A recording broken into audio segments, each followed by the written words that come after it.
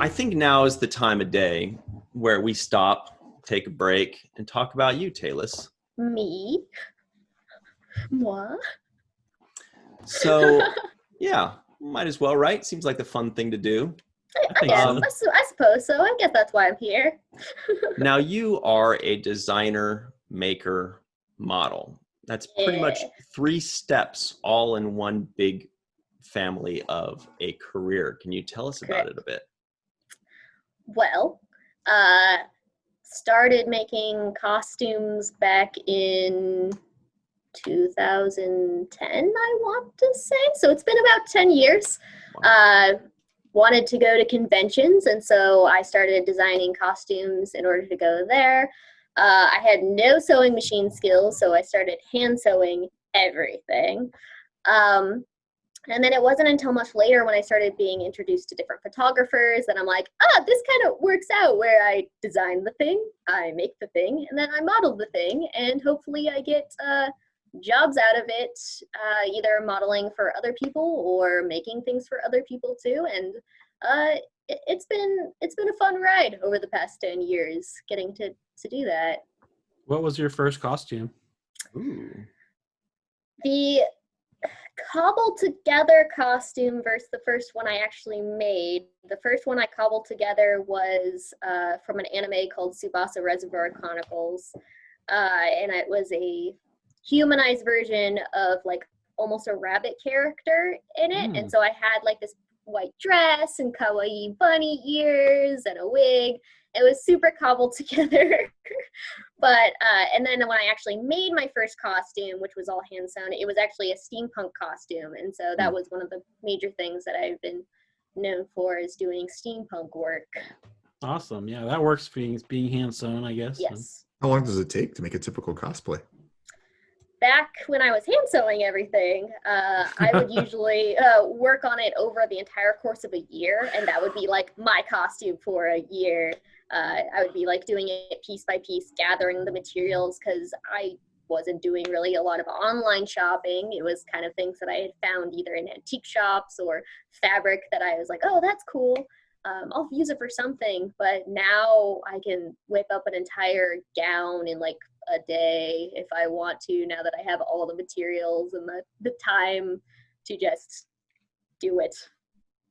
You know, that reminds me, actually, Michael is pretty knowledgeable in this field, because he did have a World of Warcraft character that was a leather worker, if I remember correctly, Michael. Yeah, he skinned beasts for their hides, and then he used them to create armor for himself or to sell. I'm not that hardcore. I do leather work, but I don't think I can go that far. What's the most peculiar or difficult or creative thing that somebody has asked you to make?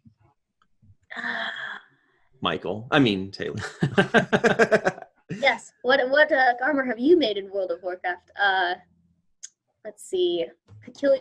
I've had a lot of accessories that people have asked where it's very odd color choices. I had one in particular that I remember where, because I used to make leather wrist cuffs where you could choose what color you want the leather part to be, and then you would have lace that goes around it, and you could choose whatever color you wanted for that, and I would just make it custom.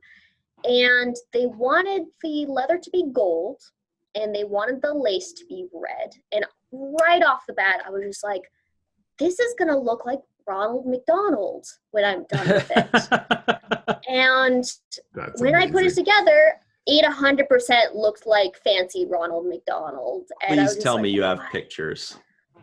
I don't think they've existed, but I could probably find something somewhere. But yeah, I was just like, this is unsettling. I hope they like it.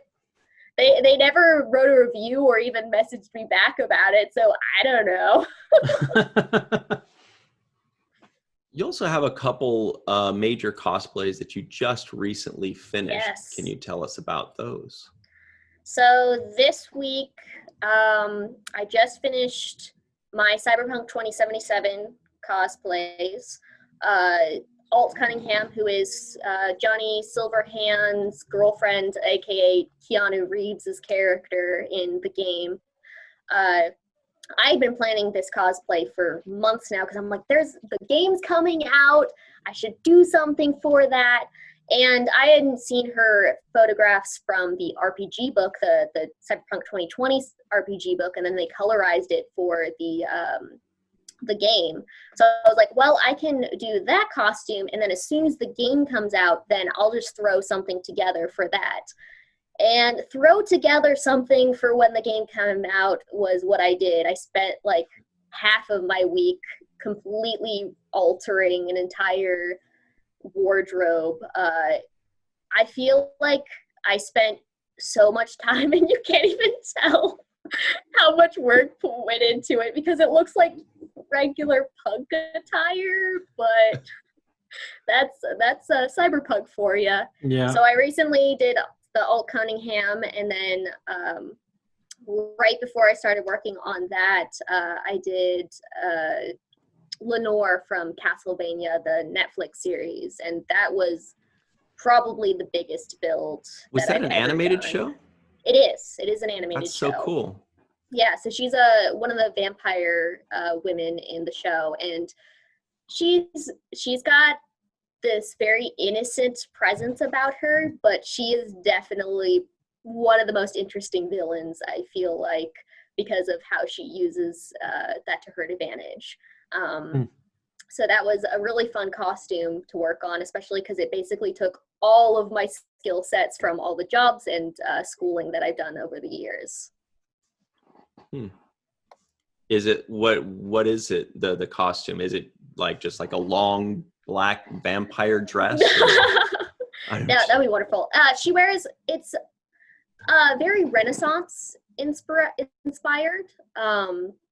But what's interesting about a lot of the things that she wears is none of it actually makes sense if you break it apart. I'm like, I can see where the Renaissance inspiration came from, but actually constructing it, I'm like, this doesn't make any sense. So she has a very beautiful Renaissance style gown, and she has very unique boots, and I spent a lot of time replicating the style of those boots.